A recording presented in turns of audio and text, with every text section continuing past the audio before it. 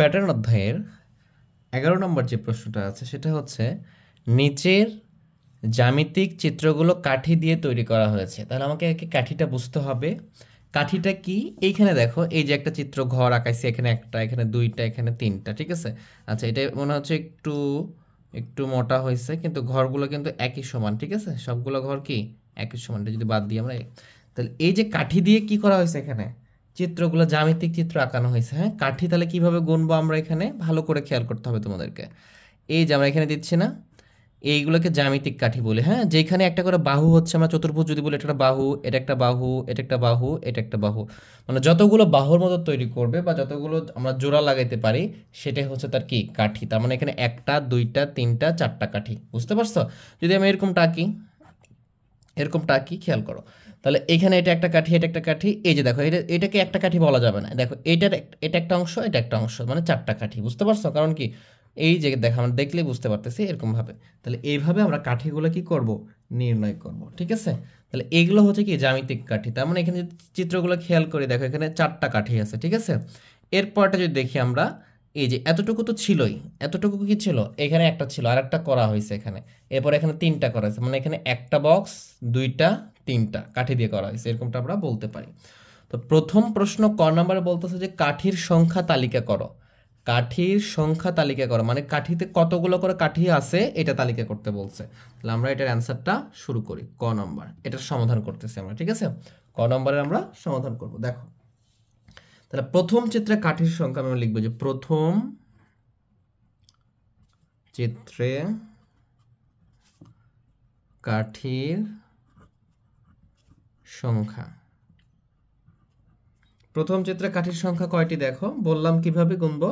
তাহলে কি একটা, এই যে একটা, দুইটা, তিনটা, চারটা, চতুর্ভুজের মতো মনে করো, প্রত্যেকটা বাহুই একটা করে কাঠি। তাহলে আমরা লিখবো এখানে প্রথম চিত্রে কাঠির সংখ্যা হচ্ছে 4টি। আশা করি বিষয়টা বুঝছো। এবার যদি খেয়াল করি যে দ্বিতীয় চিত্রে কাঠির সংখ্যা। তাহলে এখন খেয়াল করো, এই যে বক্সটা ছিল, আমি যদি এতটুকু বাদ দিয়ে দিই, এতটুকু বাদ দিয়ে দিলাম, তাহলে দেখো তো ওইটাই হলো না। তাহলে অলরেডি তো এখানে চারটা আছেই, তার মানে তার সাথে যুক্ত হয়েছে কয়টা দেখো কাঠি। এই কাঠিটুকু তো এখানে ছিল, এখানেও আছে, তার মানে কি এখানে একটা, দুইটা, তিনটা, চারটা ছিলই। তাহলে এখানে কয়টা আছে, চারটার সাথে 5টা, 6টা, 7টা, আরও 3টা এক্সট্রা আছে। বুঝতে পারছো? 3টা যুক্ত হয়ে নতুন আর একটা কি করছে, বক্স তৈরি করছে। মানে এক, যদি গণ এইভাবে গুনতে পারো যে 1 2 3 4 5 6 7, এইভাবে গুনতে পারো। আবার এভাবে যদি ধরো, তাহলে কি এখানে একটা, দুইটা, তিনটা, চারটা, এই চারটা ছিল, এখানে পাইছি। এখানে কি নতুন যুক্ত হয়েছে এই কাঠি, এই কাঠি আর এই কাঠি করে আরেকটা বক্স, মানে বড় করছে, দুইটা দ্বিগুণ করছে। তাহলে এখানে আছে হচ্ছে 60টি কাঠি। তাহলে দ্বিতীয় চিত্রে কাঠির সংখ্যা 60টি। আমি যখন খেয়াল করি তৃতীয় চিত্রে, যেহেতু 3টা চিত্র আছে, তৃতীয় চিত্রে কাঠির সংখ্যা হবে, দেখো এই যে দেখো, এই পর্যন্ত তো আমাদের 60টি ছিলই, এই পর্যন্ত তো কি এটাই তো, এটা যদি বাদ দিই, এটা আর এটা কি একই না, একই। তাহলে কি এটা তো ছিলই আমার, তাহলে এটা যদি আমি যুক্ত করি, তাহলে এখানে কয়টা যুক্ত হয়েছে, একটা, দুইটা, তিনটা, তাহলে সাথে সাথে 3 যোগ হয়েছে, মানে কি 10টি। এখন যদি মনে করো যে আমি পুরোটা গুনবো, তাহলে গুনতে পারি এইভাবে। দেখো, ভালো করে খেয়াল করবা, 1 2 3, 4টা বাহু 4 ধরলা, এই যে 5 6 7 8 9 10, এভাবে গুনবা, ঠিক আছে। এই টোটালটাকে কিন্তু একটা ভাবা যাবে না, মনে থাকবে। 1 2 3 4 5 6 7 8 9 10, এইভাবে গুনতে পারো। ওকে, তাহলে আমাদের 10টা কাঠি হয়ে গেছে। এখন বলছে কি, এটা তালিকা বের করতে বলছে, তালিকা করতে বলছে। তালিকা কি, আমরা যে 9 নম্বরে 10 নম্বরে করে আসছি, এরকম করে তালিকা দেখাইতে হবে। তাহলে আমরা লিখতে পারি যে অতএব কাঠির সংখ্যার তালিকা। অতএব কাঠির সংখ্যার তালিকা হচ্ছে, এভাবে লিখব 4, 7, 10। তাহলে আমাদের ক নম্বর অ্যান্সারটা শেষ। এবার আমরা খ নাম্বার বলছে, দেখো তালিকার পরবর্তী সংখ্যাটি কিভাবে বের করবো তা ব্যাখ্যা করো। তাহলে আমরা যে তালিকাটা করছি না, এই তালিকা কি করছি, কাঠি থেকে করছি, ঠিক আছে। তো কাঠি থেকে তো করলাম, আমি তোমাদেরকে দেখালাম, এই যে কাঠি থেকে আমরা করলাম। এই কাঠি থেকে যে তালিকাটা করছি, এই তালিকার পরবর্তী সংখ্যাটা কত হবে, এই তালিকার পরবর্তী সংখ্যাটা কত হবে, এটা আমরা বের করবো। দেখো, তাহলে কি লিখবো, দেখো খ নাম্বার দিব, দিয়ে লিখবো যে এইভাবে, যে ক হতে পাই, ভালো করে খেয়াল করবা, কারণ এইটা হচ্ছে একটা প্রশ্নেরই ক খ একটা করে অংশ। এই জন্য আমরা লিখতে পারি যে ক হতে পাই, বাস আবার নতুন করে এটা করে তালিকা বের করার কোনো দরকার নাই, বুঝতে পারছো? যদি ক নাম্বার দেওয়া না থাকতো বা আমি এখানে না করতাম তাহলে এটা এতটুকু ক্ষয়ের মধ্যে পড়ে যেত, ঠিক আছে? যেহেতু কয় আমি তালিকা বের করছি এই জন্য আমি লিখবো যে ক হতে পাই। যদি বের না করতাম তাহলে পুরোটাই করতে হতো, কিন্তু বুঝতে হবে ক হতে পাই তালিকার সংখ্যাগুলো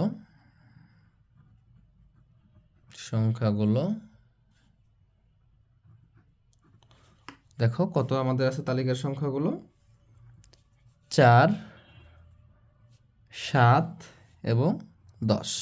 তাহলে এখন এটার মধ্যে পার্থক্য বের করবো আমরা, এখানে পার্থক্য বের করে ফেলবো। পার্থক্য, তাহলে দেখো এই দুইটার মধ্যে পার্থক্য কত, এই দুইটার মধ্যে পার্থক্য কত। এরপরে কি তালিকা যখন বলছে আমরা এখানে ডট ডট দিব, ঠিক আছে? পরেরটা চলতেছে, হ্যাঁ আমরা এভাবে বানাইতে পারবো, ডট ডট ডট দিব, ঠিক আছে? তাহলে এখানকার পার্থক্য কত হচ্ছে দেখো, এখান থেকে এটা বিয়োগ করবো তাহলে পার্থক্য পাবো, পরবর্তী সংখ্যা থেকে আগের সংখ্যা বিয়োগ করলে আমরা কি পাই? পার্থক্য পাই। তাহলে 7 থেকে 4 বিয়োগ করলে কত আসবে? 3। 10 থেকে 7 বিয়োগ করলে কত আসবে? 3। দেখো পার্থক্য কিন্তু সবসময় সেম হচ্ছে, এটা খেয়াল করতে হবে। তাহলে পার্থক্য হচ্ছে 3 করে, মানে এই সংখ্যার সাথে 3 যোগ করে পরের সংখ্যা পাইছি, পরের সংখ্যার সাথে আবার 3 যোগ করে তারপরের সংখ্যাটা পাইছি। তার মানে এর পরবর্তী সংখ্যা কীভাবে পাবো আমি তালিকার? অবশ্যই 3 যোগ করতে হবে আমাকে। তাহলে আমরা লিখতে পারি যে তালিকার সংখ্যাগুলো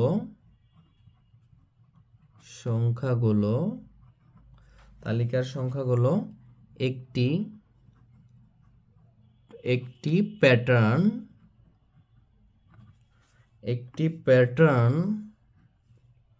প্যাটার্ন আকারে লেখা হয়েছে। হ্যাঁ, আমরা এইভাবে লিখতে পারি, আকারে লেখা হয়েছে। দেখতে পাচ্ছি যে প্যাটার্ন আকারে 3 3 করে বাড়তেছে, ঠিক আছে? তাহলে লক্ষ্য করলে দেখতে পাই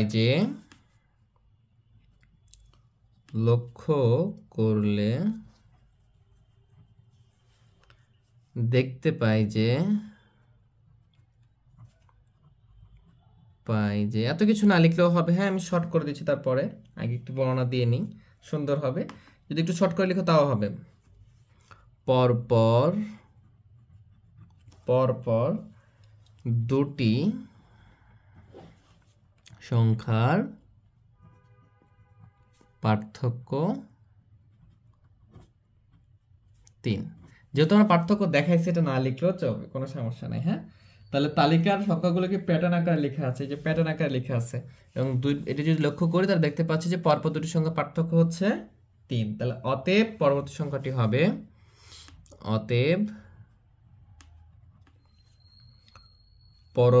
সংখ্যাটি হবে, কারণ আমাকে তালিকার পরবর্তী পদটা বের করতে বলছে। হ্যাঁ, পরবর্তী সংখ্যাটা, তাহলে তালিকার পরবর্তী সংখ্যাটি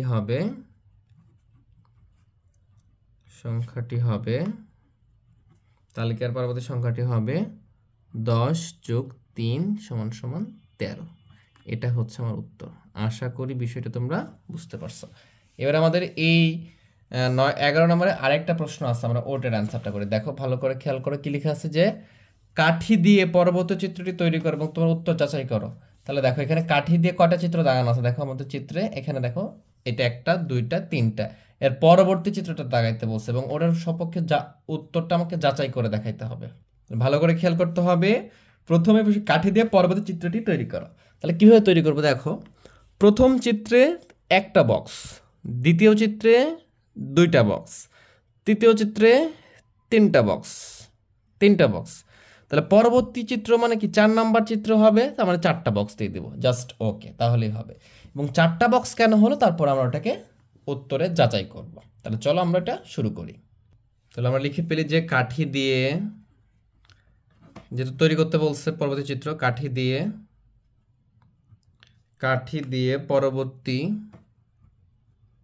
পরবর্তী চিত্রটি তৈরি করা হলো।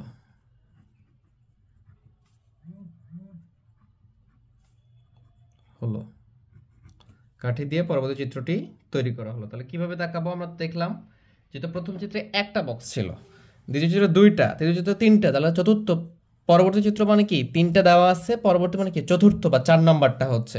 তাহলে 4 নাম্বার আমরা কয়টা বক্স দিব, এইভাবে 4টা বক্স দিয়ে দিব। হ্যাঁ, বড় হয়ে যাচ্ছে, একটু ছোট করে দিই আমরা। আচ্ছা, ছোট করে দিলাম। দেখো, মাঝখান দিয়ে একটা দিলাম, এর মাঝখান দিয়ে একটা দিলাম, এর মাঝখান দিয়ে একটা দিলাম, এই তো 4টা বক্স হয়ে গেল, কিছুটা বেশি। এই তো আমাদের পরবর্তী চিত্র হয়ে গেল, মানে একটা প্রশ্নের অর্ধেক অংশটা আমাদের শেষ। এখন বলছে যে 4টা চিত্র কেন হলো, তোমার উত্তরটা যাচাই করো। আমি যে উত্তর দিচ্ছি না 4টা বক্স, এখন বলছে যে কেন হলো এটা যাচাই করতে হবে। তাহলে চলো আমরা এটা যাচাই করি। এখানে যদি আমরা কাঠির সংখ্যা দেখি তাহলে কত হবে দেখো, এই যে 1 2 3 4 5, এভাবে গণব, 5টা হয়েছে, 5 1 2 3 4 5 6 7 8 9 10 11 12 13।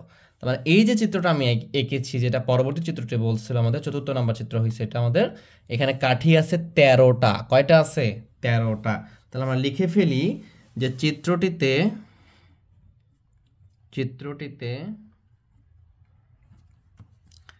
কাঠির সংখ্যা তালিকার পরবর্তী সংখ্যা 10 যোগ 3 ইকুয়াল টু 13 এর সমান। এই যে দেখো আমরা এখানে যেটা করছি, কারণ এটা তালিকার পরবর্তী যে 13, পরবর্তী বলছিল, খ নম্বর বলছিল যে পরবর্তী সংখ্যাটি বের করা, তার পরবর্তী সংখ্যা 13 হয়েছিল, আর এখানে কি পরবর্তী চিত্র, তাহলে ওখানকার সংখ্যা, কাঠির সংখ্যা কত হবে? 13ই হবে। এই জিনিসটাই মিলে গেছে আমাদের সাথে এখানে। হ্যাঁ, আমরা গুণে দেখলাম এখানে 13 হয়েছে, আর পরবর্তী সংখ্যার সাথে কি 10 যোগ 3 করছি। কেন? কারণ পার্থক্য আমরা কত করে পাইছি? পার্থক্য পাইছি 3, এইটা এই জন্য আমরা পাইছি এইটা। তাহলে এইখানে যখন লক্ষ্য করে আমাকে উত্তর যাচাইটা করবো কিভাবে?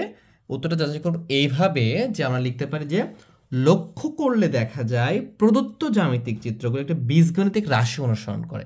এটা একটা বীজগণিতিক কি অনুসরণ করে? রাশি অনুসরণ করে। সেই রাশিটা কি, এটা আমরা একটু খেয়াল করি। এই রাশিটা হচ্ছে, দেখো প্রত্যেকবার কত করে বাড়তেছে?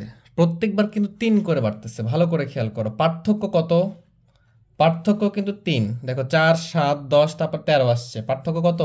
3। তাহলে রাশি যখন তৈরি করব, তাহলে রাশিটা এই টেকনিকটা অ্যাপ্লাই করব আমরা, যে বীজগাণিতিক রাশি হবে পরবর্তী, মানে বীজগাণিতিক রাশিটা হবে এরকম, যে বীজগাণিতিক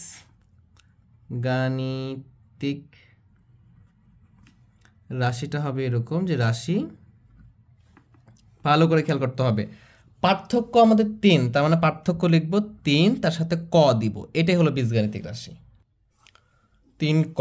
কেন 3 ক দিলাম? পার্থক্যটা দেখো প্রত্যেকটা পদের সাথে, পদের মানে কি প্রত্যেকটা সংখ্যা বা প্রত্যেকটা, দেখা যাচ্ছে যে প্রত্যেকটা বক্স প্রথম দ্বিতীয়, এটার জন্য আমরা ক ব্যবহার করতেছি। হ্যাঁ, এই 3 কর সাথে যদি আমরা 1 যোগ করি তাহলে এটা একটা রাশি মেনটেন করে। কিভাবে একটু পরে ক্লিয়ার হয়ে যাবে। দেখো একটু খেয়াল করো, তোমরা ভালো করে মনোযোগ দাও। এখানে যদি আমি এই ক এর মানটা যদি এখানে ক সমান সমান 1 ধরি, মানে প্রথম চিত্র ধরি, তাহলে ক এর মানটা যদি 1 হলে এই রাশিতে মানটা বসাও। এই রাশি কি আছে? 3 ক যোগ কত আছে? 1 আছে, সমান সমান দেখো 3, এই যে ক আছে না, ক এর মান কত ধরছি আমি? 1 ধরছি। কেন 1 ধরছি? কারণ প্রথম যে আমাদের বক্সটা ছিল, এই যে বক্সটা, প্রথমে একটা বক্স ছিল, তার মানে প্রথম বক্স, এই জন্য ক এর মান 1, এই জন্য আমি এখানে 1 বসালাম, যোগ বসালাম, 1 ছিল, 1টা দিলাম, তাহলে কত আসতেছে দেখো? 4 আসছে। এই যে খেয়াল করে দেখো, প্রথম বক্সে কাঠির সংখ্যা কতটি ছিল? 4টি ছিল। একটু পরে আর ভালো করে দেখাচ্ছি তোমাদেরকে আমি। এরপরে ক সমান সমান যদি আমরা 2 ধরি, কি ধরতেছি আমরা? 2 ধরতেছি। ক সমান সমান 2, মানে 2 নম্বর বক্সে কটা কাঠি আছে? এত হলে এই সূত্রতে বসাবো আমরা 3 ক যোগ 1, মানে কি 3 গুণ ক এর মান তখন কি 2 যোগ 1, 3 2 গুণ 6 আর একে কত? 7। দেখো আমাদের দ্বিতীয় চিত্রের কাঠির সংখ্যা কতটি ছিল? 7টি ছিল। বুঝতে পারতেছ? আশা করি বুঝতে পারতেছ। এবার যদি ক এর মান আমরা যদি 3 বিবেচনা করি, 3 হলে এটা বিবেচনা করলাম, তাহলে কি 3 ক যোগ 1, মানে কি 3 গুণ 3 যোগ 1 ইকুয়াল টু কত? 3 3 9 আর একে কত? 10। ক এর মান যদি আমরা 4 বিবেচনা করি, 4, এটা হলে কি হবে? এটা হলে 3 ক যোগ 1, এটা বীজগণিতিক রাশি, এটা আমরা আরেকভাবে করতে পারি, 3 গুণ 4 যোগ 1 সমান সমান কত? 13। এই যে দেখো 13টা চলে আসছে। এইভাবে আমরা খেয়াল করি যে চতুর্থ জাতীয় কাঠির সংখ্যা কত হবে? 4। এই কটা কি? ক কটা ধরছি আমি যে কয় নাম্বার চিত্র, ঠিক আছে? কয়ের মান 1 মানে কি 1 নম্বর চিত্র, কয়ের মান যখন 2 তখন 2 নম্বর চিত্র, 3 নম্বর চিত্র, 4 নম্বর চিত্র। দেখো 1 নম্বর চিত্রের কাঠির সংখ্যা বেরিয়েছে 4, 2 নম্বরে বেরিয়েছে 7, 3 নম্বরে বেরিয়েছে 10, 4 নম্বরে বেরিয়েছে কত 13, আর এখানে কাঠির সংখ্যা কত হয়েছে 13। তাহলে চতুর্থ চিত্রের কাঠির সংখ্যা হবে কত 4। অতএব উত্তরের সত্যতা কি করা হলো, যাচাই করা হলো।